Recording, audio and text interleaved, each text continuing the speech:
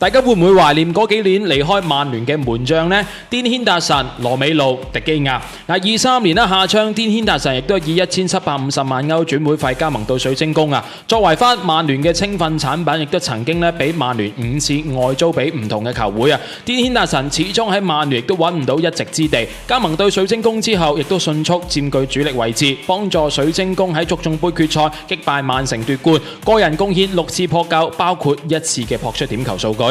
23年夏窗，迪基亞自由身離隊；24年夏窗，自由身加盟到費倫天拿。作為代表曼聯出戰545場，攞到8次冠軍嘅迪基亞，絕對係曼聯嘅傳奇。由於唔符合坦夏格嘅要求，最終無奈離開。喺休養一個賽季之後，今個賽季喺費倫天拿重新出發，以主力門將嘅身份幫助球隊打入歐會杯嘅4強。